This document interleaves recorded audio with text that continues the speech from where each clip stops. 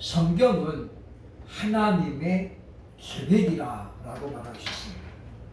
즉 하나님께서 계획하신 것을 어떻게 이루어가고 있는가를 보여주고 있다는 거죠. 하나님의 이와 같은 계획은 크게 두 가지로 나누는데, 하나는 하나님의 작정이라고 하고 또 하나는 하나님의 예정이라고 합니다. 하나님의 작정은 하나님이 지으신 모든 피조물에게 갖고 있는 하나님의 계획을 말해요. 그러니까 범위가 모든 피조물이에요. 예정은 뭐냐면 하나님께서 지으신 사람을 향한 가지고 있는 계획을 하나님의 예정이라 그렇게 합니다. 그러니까 예정은 구원과 직결되어 있는 것이고, 하나님의 작정은 하나님의 그냥 영원하신 계획이다라고 볼 수 있다고 하는 거죠.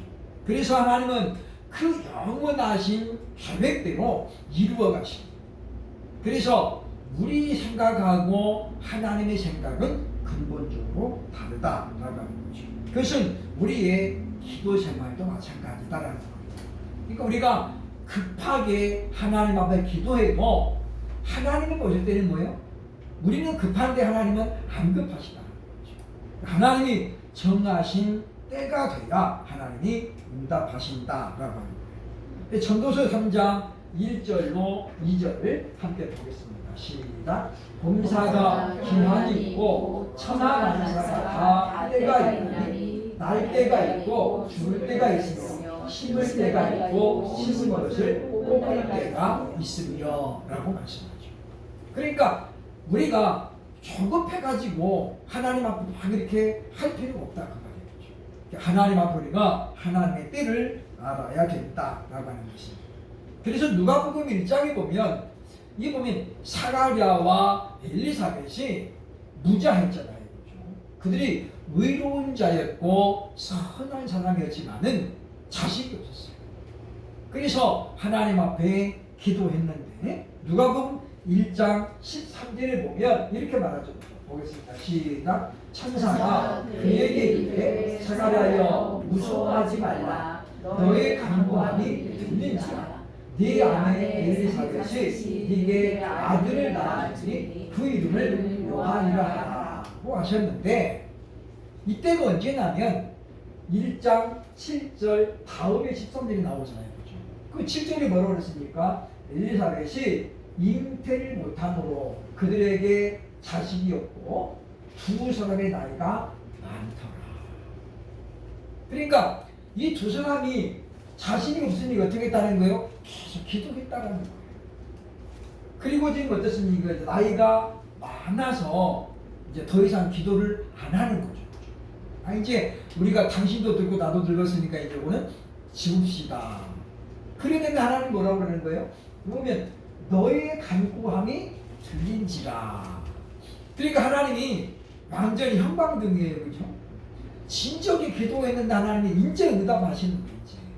그게 뭡니까? 하나님의 작정에 따라 있다. 하나님의 계획은 일찍 주는 게 아니었다는 거죠.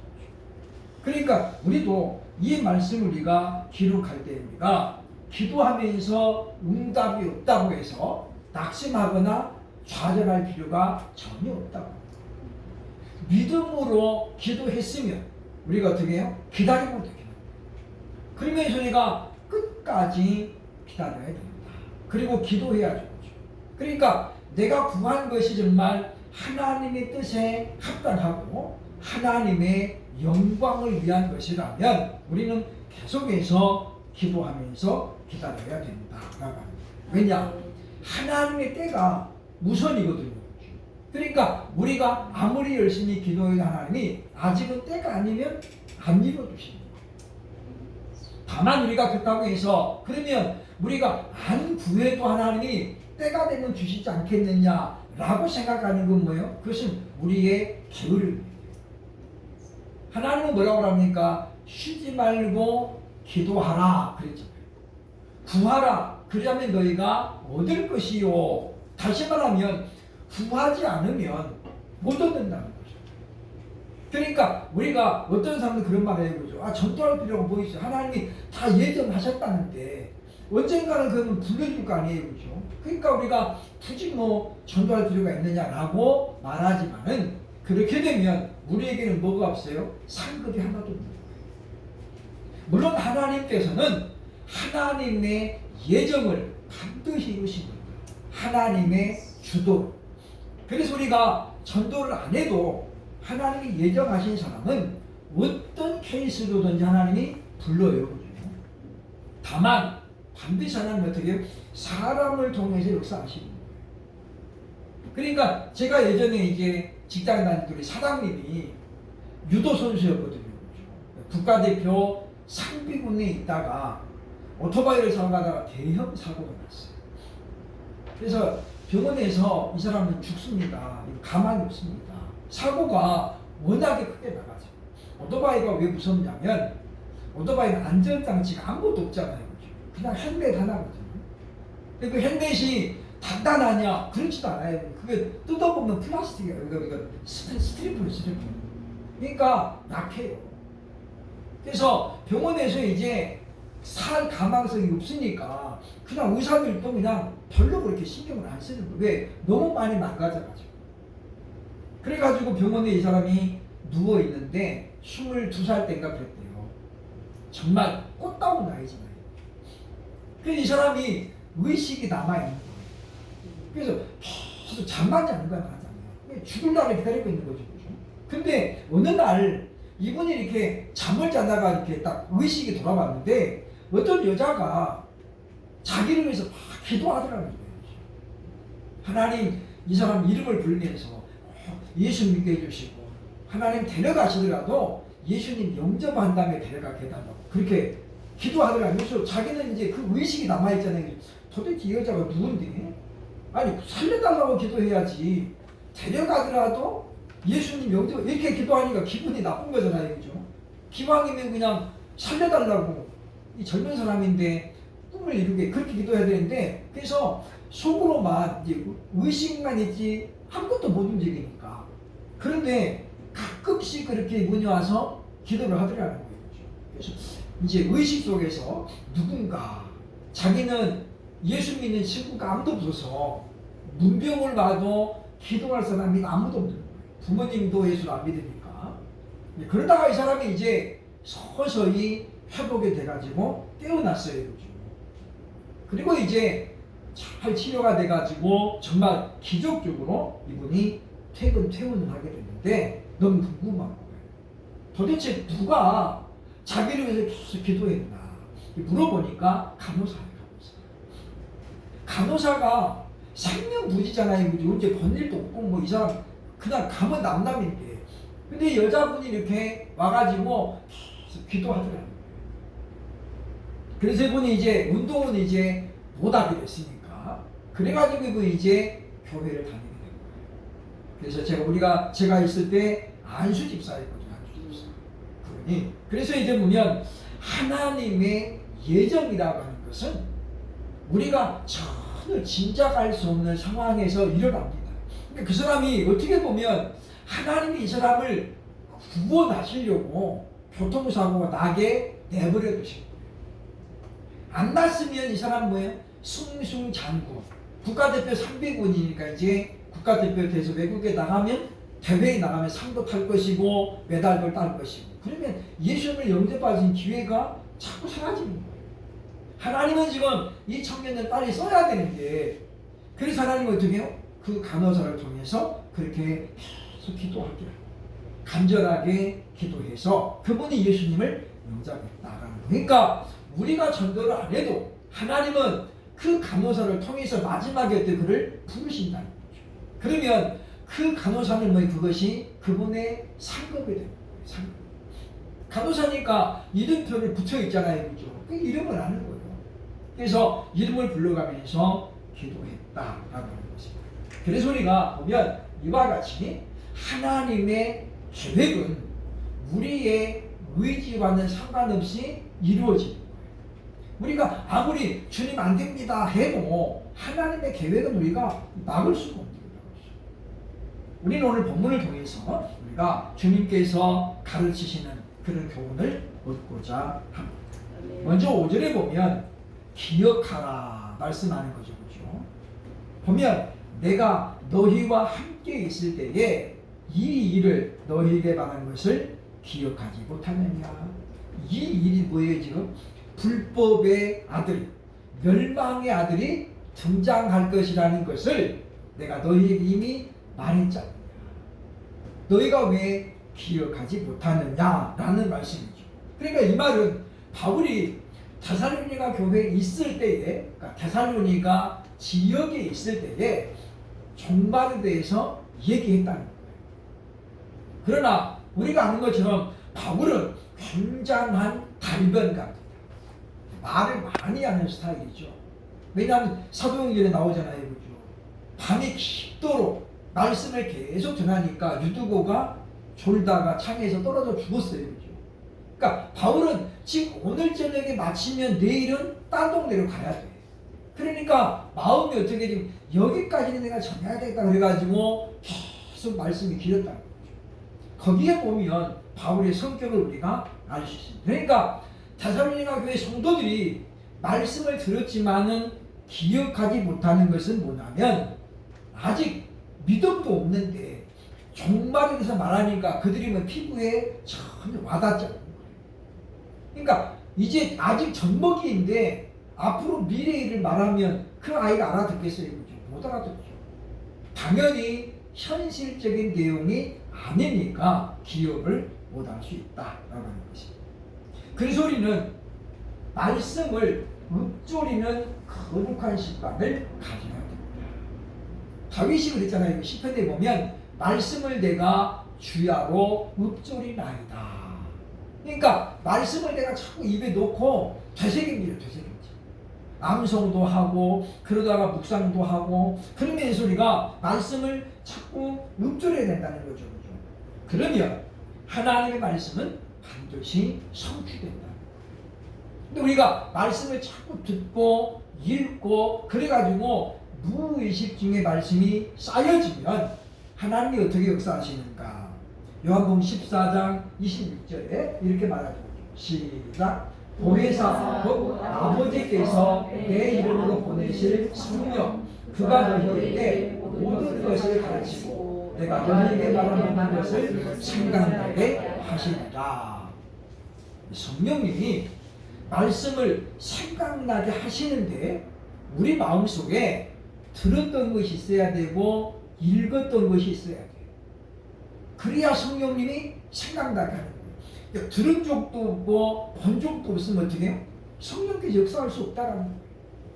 그러니까 아무리 하나님이 무에서 유를 이끌어내는 창조주라고 하더라도 말씀으로 역사할 때는 어떤 거리가 보면 들은 것이 있어야 되고 본 것이 있어야 그것을 하나님의 기억 속에서 끄집어낸다는 거예요. 그래서 순간순간 생각나게 만들고 그 말씀을 통해서 역사하게 한다라고 하는 것입니다. 그러니까 예수님 그랬죠. 내가 떠나가는 것이 너희에게 유익이라. 왜냐하면 예수님이 떠나가셔야만이 성령님이 오셔서 그랬잖아요. 그죠? 그가 너희에게 모든 것을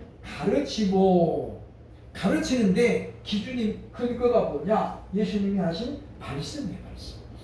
생각나게 해가지고 너희를 깨우칠 것이고 가르칠 것이다 라고 말씀합니다. 그러니까 우리는 하나님 말씀을 지금 당장은 내가 잘 못 깨달을 수 있어요. 그래도 우리가 부지런히 듣고 부지런히 읽어 나가다 보면 성령님이 어느 날 그 말씀을 탁 터뜨리는 거예요. 깨닫게 하십니다. 그래서 우리가 그러기 때문에 우리가 말씀을 부지런히 연구해야 된다라는 것입니다. 책도 마찬가지고 드라마도 마찬가지. 한 번 볼 때하고 두 번 볼 때가 달라요. 그렇죠? 그러니까 좋은 드라마나 좋은 영화는 반복해서 보잖아요. 사람들이. 그렇죠? 왜냐? 그래도 감동이 느껴진다는 거예요. 하나님 말씀은 살아있기 때문에 그때그때마다 역사하는 힘이 다르다라고 하는 것입니다. 그래서 우리가 말씀을 읊조리는 좋은 습관, 거룩한 습관을 가져야 되겠다라고 하는 거죠. 그러면서 이제 6절로 7절에 보면 지금은 막 막고 있는 자가 있다라고 말씀합니다. 불법의 비밀이 이미 활동하였으나 지금은 그것을 막는 자가 있어 그 중에서 옮겨질 때까지 하리라. 지금은 그 멸망의 아들이 이미 등장했지만 그 활동이 어떻게 지금 미비한 이유는 뭐냐면 하나님이 지금 막고 있기 때문이랍니다. 그러니까 이미 거짓 그리스도, 거짓 선지자들이 지금 도처에 나왔죠. 그죠? 그리고 역사적으로 보면은 그런 사람들이 활동을 했어요. 그죠? 그러나 그들의 활동이 어때요? 미비했다. 왜냐? 하나님이 아직은 때가 아니므로 그들을 막고 계시기 때문입니다. 그러니까 지금은 막고 있다는 말은 무슨 말이냐면 하나님의 때가 되면 어떻게 그들을 풀어준다는 거예요. 그러면 왕성하게 활동을 개시할 것이라고 말합니다. 그러니까 지금 하나님이 막고 있음에도 불구하고 사단이 어떻게 해요? 계속 활동하잖아요. 그렇기 때문에 이단들이 지금도 어떻게 계속 활동하잖아요. 그것은 하나님의 능력이 부족해서가 아니에요. 왜냐? 하나님은 그러면서 진짜와 가짜를 골라내죠. 우리에게 고난이 전혀 없으면 누가 진짜 기도하는 사람인지 알 수가 없어요.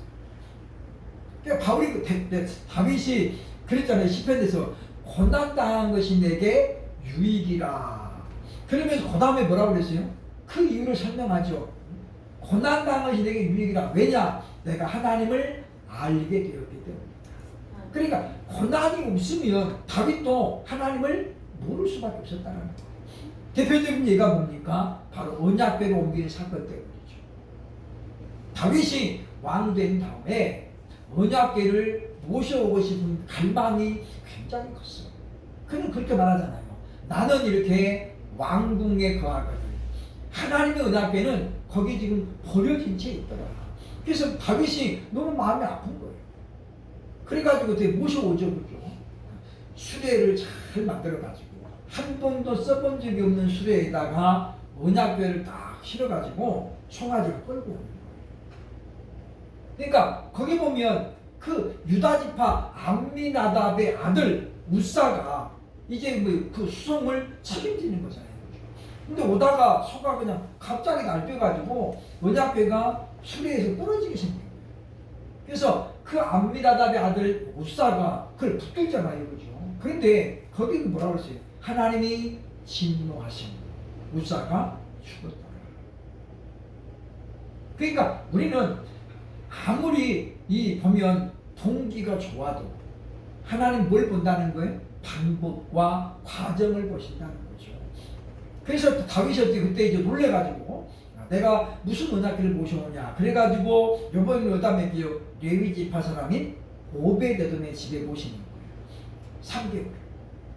3개월 동안 다윗이 뭐 했을까요? 어떻게 해야 언약궤를 안전하게 모셔올까? 그러니까 그 동안에는 다윗이 언약궤를 운반하는 것에 대해서 몰랐다는 거예요. 근데 우사가 죽은 다음에 고난이 왔죠. 그죠? 그때 다윗은 성경에 과연 뭐라고 있는가를 알게 됐다는 거죠. 그래서 하나님의 방법대로 레위인들을 다 소집한 겁니다. 그리고 제사장으로 하여금 막대기를 해가지고 4사람이 언약궤를 메고 수레에 싣고 오는 게 아닌 거죠. 어깨에 메고 오게 됩니다. 그리고 수백 명이 옆에서 찬양하면서 따라오게 됩니다. 그러니까 이 다윗에게 한 번의 실패가 없었다면, 그죠? 하나님에 대해서 온전히 알 수 없었다. 그러니까 그런 면에서 다윗은 뭐라고 그래요? 고난당한 것이 내게 유익이다. 내가 하나님을 알게 되었다. 그건 이론적으로 알게 됐다는 게 아니에요. 체험적으로 경험하게 됐다라고 하는 거죠. 그래서 우리가 하나님 앞에 우리가 나아가야 됐다라고 하는 것입니다. 그래서 지금도 보면 하나님이 막고 있지만 사단도 여전히 활동하고 있기 때문에 바로 뭐예요? 이단들이 지금 계속해서 활동하고 있죠. 그러나 막고 있기 때문에 뭐예요? 그들의 활동 반경이 제약을 받고 있는 거예요. 제약. 그러니까 예를 들면 인터넷에서는 자꾸 그렇게 말합니다만은 이번에도 지난번에도 뭐 인천의 모 교회에서 기숙사 운영이 있어요, 그죠? 그래서 보니까 뭐 이렇게 성가대 대장이 여고생 하나를 때려가지고 사단을 시켜 죽였잖아요, 그죠? 그래서 유가족들이 이제 사망으로 이렇게 사람을 때려 죽였다 그래가지고 했는데 거기 보니까 이제 거기 성가대 대장이 누구냐면 그 담임 목사 딸이에요, 그죠? 그러니까 교회라고 되어 있는데 거기가 내가 구원파예요. 그러니까 기존 우리 기성교회와는 전혀 다르잖아요. 근데 기자들은 꼭 그렇게 쓰는 거예요. 교회라고. 그러니까 모르는 사람들은 아 이게 교회구나라고 하는데 사실은 뭐 이미 그런 어떤 구원파나 신천지는 한국의 교회가 뭐 이단으로 정죄했잖아요. 그래서 우리 기성교회랑 다르다라고 했는데 그들은 자꾸만 그렇게 이제 혼선을 주기 위해서 일부러 그렇게 쓰는 거예요. 그냥 구원파로 하면 되는데 안 하잖아요. 그죠? 그게 사단의 전략이라고 볼 수 있다라고 하는 것입니다. 그래서 우리가 아직은 지금 막고 있는데 그 이유가 뭐냐? 오늘 성경에 말씀하죠. 그죠? 그 중에서 옮겨질 때까지 하리라. 이 말씀 무슨 말이냐면 하나님께서는 마지막 때가 되는 거예요. 하나님이 택하신 자들을 하나님 어떻게 안전하게 보호하신다는 거예요. 계시록 요한계시록에 보면 그런 말씀이 나와요. 그죠? 9장 14절로 15절 보겠습니다. 시작. 나팔 가진 여섯째 천사의 말을 큰 강 유브라데에 결박한 네 천사를 도와주라 하니 네 천사가 나왔으니 그들은 그 연 월 일시에 이르러 사람 3분의 1을 죽이기로 준비된 자들이더라. 하나님은 지금 어떻게 하나님이 동서남북의 대천사를 하나님 어떻게 딱 붙잡고 아직은 때가 아니다. 그러나 하나님 뭐요? 때가 되면 그들을 놔줘요. 그죠? 그러면 이들이 어떻게 사람 3분의 1을 죽일 것이다. 그때까지는 우리가 그때는 알고 좀 하나님에게 어떻게 잡고 있어요. 지금도 많은 사람들이 중동 전쟁이 일어날까봐 많이 지금 우려하고 있잖아요, 그죠? 그러니까 이스라엘과 지금 하마스 간의 전쟁이 휴전의 기미가 안 보여요. 그러니까 방법은 있어요, 그죠? 하마스가 먼저 공격을 했으니까 일단 거기에 철수하고 사과하면 돼. 근데 안 하잖아요, 그죠? 그러니까 지금 굉장히 지금 시시각각 위험하죠. 이란이 만약에 전쟁에 뛰어들면 중동전으로 번질 가능성이 충분히 있습니다. 그러나 아직 하나님 어떻게 막고 있다는 거죠. 아직은 그러니까 이란과 이라크, 그러니까 바벨론과 페르시아인데 구약에 보면 이 페르시아가 바벨론을 무너뜨리잖아요. 그렇죠? 그러니까 보면 이라크가 이란을 무너뜨렸거든요. 그래가지고 바벨론, 페르시아 제국을 이루거든요. 바벨론 제국을 무너뜨린 거예요. 그러니까 그때부터 이 두 나라가 되게 원수가 돼가지고 지금까지 그러고 있는 것인데 성경에 보면 유브라데 전쟁이 어떻게 되면 그들이 합쳐집니다. 그러니까 바벨론과 페르시아가 메데파사가 합쳐져요. 그죠? 그게 이제 보면 유브라데 전쟁인데 중동 전쟁이다라고 볼 수 있다라는 거예요. 그때까지 하나님은 어떻게 막고 있어요. 그러면 그 중간에 하나님은 뭐 하시느냐? 하나님께서 이제 그들 중에 뭐예요? 남아있는 자들을 하나님이 빼내는 거예요. 그런 다음에 하나님은 뭐예요? 이제 하나님이 허용을 하시죠. 이제는 너희들이 해라. 그럼 우리가 신학적인 용어로 하나님의 허용이라고 해요. 그러니까 보면 많은 사람들이 죽는 것을 하나님이 허락을 해야 돼요. 사단이 아무리 막강해도 하나님의 허락이 없이는 불가능해요. 여기서 보세요. 그죠? 욥이 고난당할 때 하나님의 허용이 있었죠. 그죠? 사단이 그러잖아요. 그죠? 하나님, 욥이 까닭 없이 하나님을 섬기겠어요? 하나님이 그 사람에게 복의 복을 줘가지고 잘 되니까 섬기지. 만약에 그거 싹 뺏어오면 하나님, 욥이 금방 하나님을 욕하고 돌아설 것이다. 그래서 하나님이 사단에게 뭐라고 해요? 그러면 욥의 생명은 건들지 말고, 그죠? 그래서 사단이 가가지고 하루아침에 그냥 욥을 어떻게 해요? 알거지를 만들어요. 알거지를 만들어요. 근데 욥이 어떻게 해요? 전혀 원망하지 않죠. 주신 이도 하나님이시요 가져가시는 하나님의 신이. 참 보면 성자가 그런 성자가 없어요. 근데 욥이 굉장히 신실한 믿음의 사람이었다라는 걸 우리가 알게 되죠. 그러니까 거기 보면 사단이 하나님에게 허락을 받고 하나님이 허락하신 그 보배 안에서만 욥을 시험하는 거예요. 그죠? 나중에 보면 건강을 칠 때도 하나님 뭐예요? 생명은 건들지 말라. 그랬기 때문에 목숨은 못 가져가. 하나님의 허용하시는 보배 안에서만 사단은 활동합니다. 그래서 지금도 이단들이 활동하는 건 뭐예요? 하나님이 허용하신 보배 안에서만 하는 거예요. 다시 말하면 기성교회를 절대로 뛰어넘지는 못해요. 하나님이 거기까지 허락 안 하시거든요. 우리가 그런 걸 하나님의 은혜로 생각해야 된다라고 하는 것입니다. 그래서 우리에게는 뭐가 있느냐면 선도 행할 수 있는 자유가 있고 악을 행할 수 있는 자유도 우리에게 있습니다.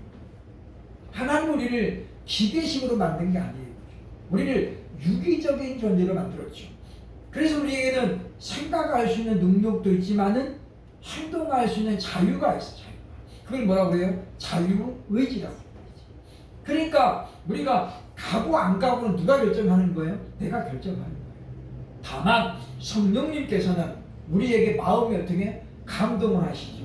감화하시는 거예요. 야, 네가 믿음의 사람인데 이러면 되겠냐? 라고 우리 마음을 자꾸 어떻게 감동하죠. 근데 내 의지가 너무 강하면 성령님의 그와 같은 감동 감화를 내가 무시하게 됩니다. 그래서 그럴 때도 성령님이 왜 가만 보고 계시느냐? 성령님은 인격적인 존재이기 때문에 우리를 뭐예요? 항상 강압적으로 하시잖아요. 그러니까 하나님께서 강권적으로 하실 때는 마지막 때밖에 있어요.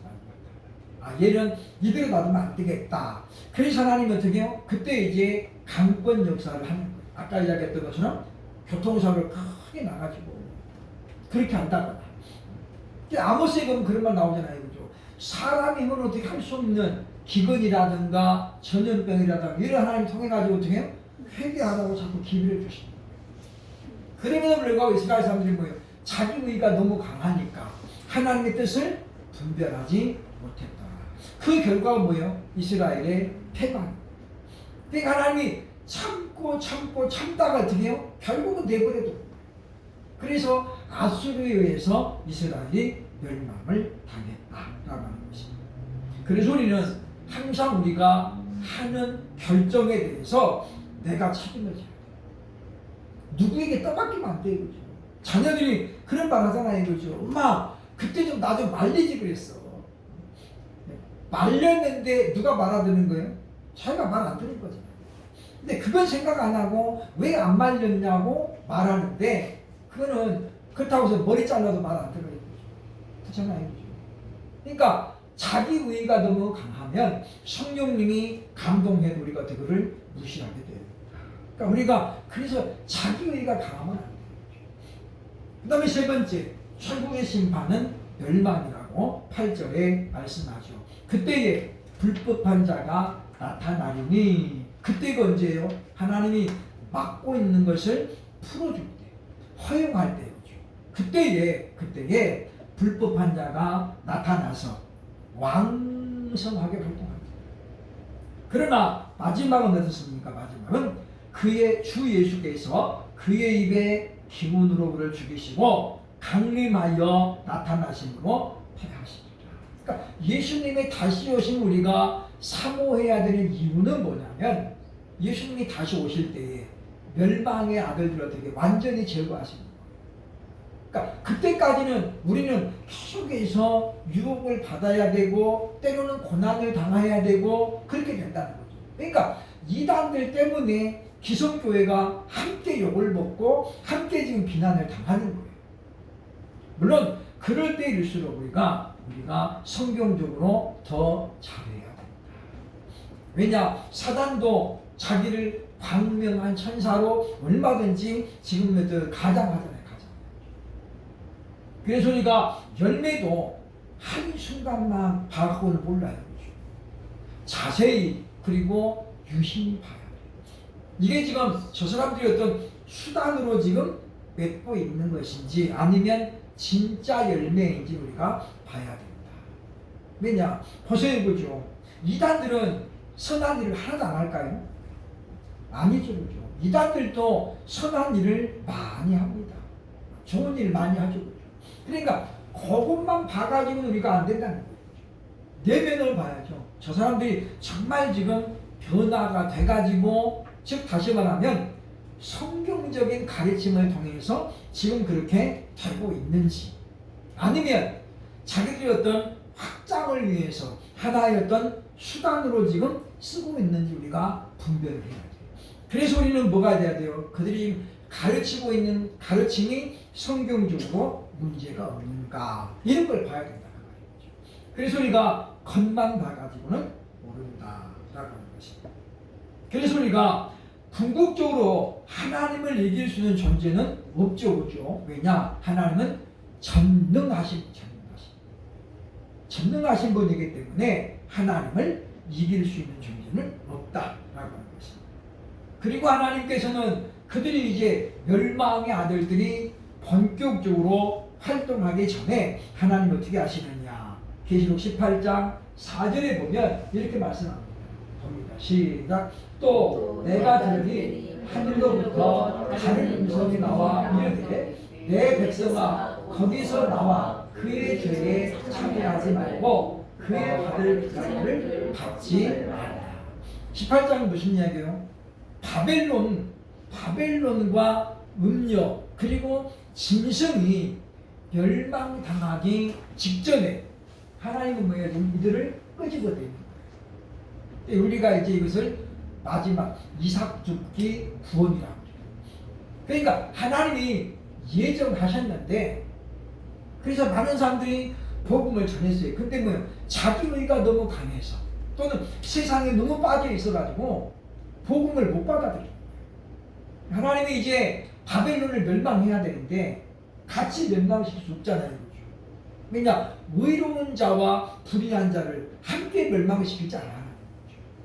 그래서 소돔과 고모라성이 멸망할 때도 의로운 자 롯을 건져내시잖아요. 건져내요. 그런 다음에 멸망시키는 거예요. 마찬가지예요. 그래서 보면 이와 같이 음료와 짐승을 멸망시킬 때 하나님은 그때는 뭐예요? 이들이 왕성하게 활동하죠. 그래서 세상의 왕들을 다 어떻게 해요? 음료가 자기 밑에 두고 있잖아요. 짐승이 다 다스려요. 그러나 하나님은 이들을 완전히 이제 건져내신 다음에 하나님은 되게 무섭게 심판하십니다. 그래서 강권적인 방법으로 불러내십니다. 누가복음의 주제가 뭐냐면 잃어버린 자를 찾아오신 예수님이에요. 그래서 누가복음에는 그런 내용이 많이 나와요. 보면 돌아온 탕자, 잃어버렸다가 찾은 아들이죠. 그죠? 잃어버린 양 한 마리, 99마리를 내버려두고 한 마리를 찾았더니 그가 기쁨으로 돌아오죠. 그 다음에 열 문화 비유, 문화 하나를 잊어버렸어요. 다 쓸고 해가지고 찾았더니 어떻게 해요? 이웃을 불러가지고 우리가 잃었던 드라마를 찾았으니 잔치하자. 그래가지고 한 드라카마보다 돈이 더 들어가죠. 잔치하는 거죠. 그잖아요, 그죠? 근데 그 주제가 뭐예요? 바로 예수님은 잃어버린 자를 찾아오셨다는. 그게 누가복음 핵심이에요.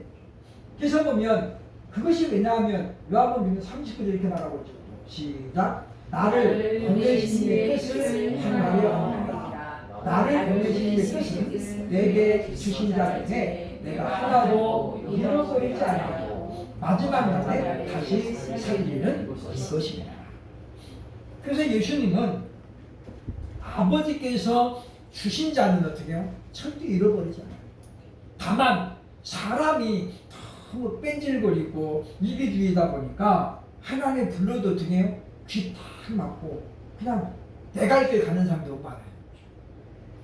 교회가 무슨 필요 있어?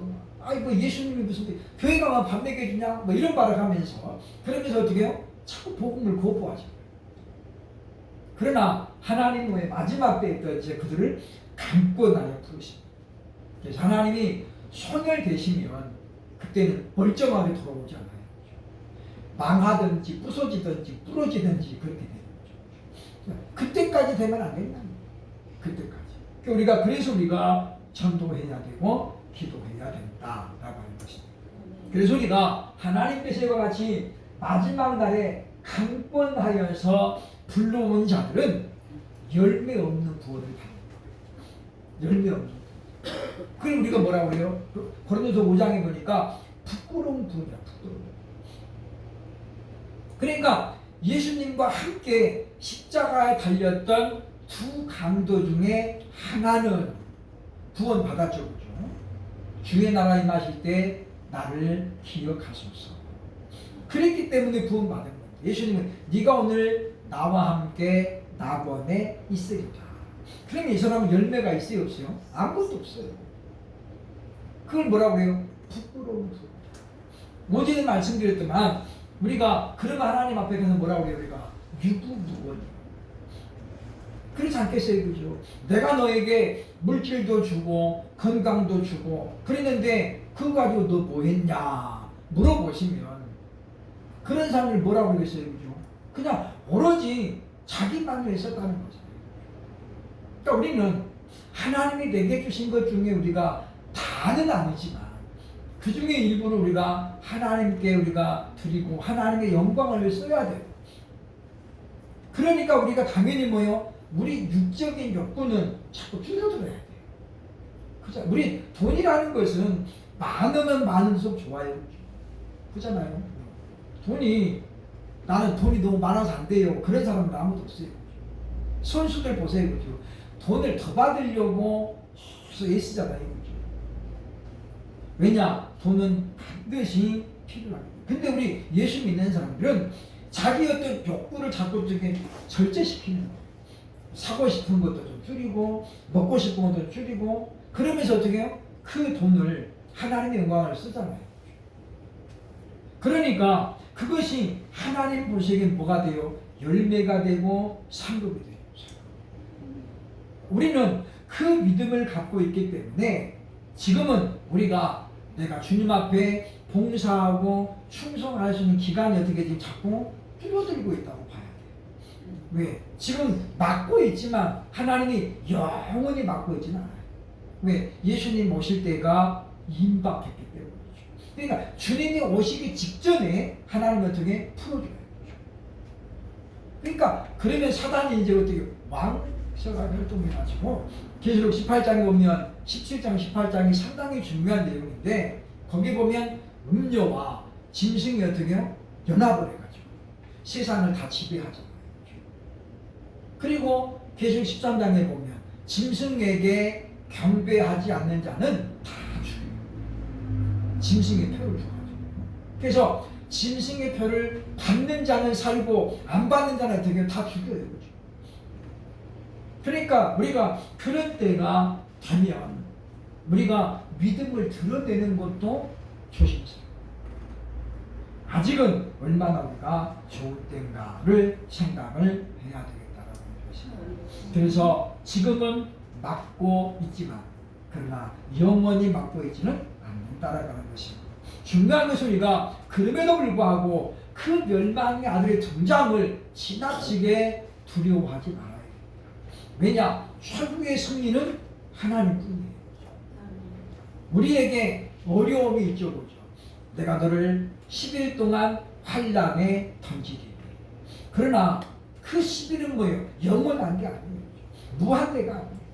그때만 내가 견디면 승리는 내 것이 된다라고 하는 것입니다. 그래서 우리가 부끄러운 구원을 받아가지고 아무 말도 할 말이 없으면 어떻게 되겠습니까? 물론 어떤 사람들은 천국에만 갈 수 있으면 라고 생각하죠. 그죠? 물론 그것도 나쁜 건 아니에요. 그러나 적어도 우리가 하나님이 주신 은혜에 대해서 내가 보답하려고 했다는 흔적은 있어요. 흔적. 그잖아요. 흔적은 있어요. 사람도 보면 이제 도움을 받으면 고마움을 표해야 되고 그것이 어떻게 보면 당연한 거예요. 그렇죠? 근데 전혀 그런 게 없으면 서운하죠. 그래서 우리가 인간적인 어떤 도움을 받으면 우리가 꼭 어떻게 해야 돼요? 감사합니다. 표시를 해야죠. 그래야 되는데 우리가 믿음의 사람들이 그런 것이 없으면 우리가 하나님 앞에 부끄러움밖에 없다라는 거죠. 열매를 맺어야 하나님이 우리에게 상급을 주십니다. 우리가 맺어야 될 열매는 너무나도 다양하죠. 그래서 하나님이 우리가 열매를 맺으라고 뭐를 주는 거예요? 은사를 주시는 거예요. 그리고 은혜를 주시는 거죠.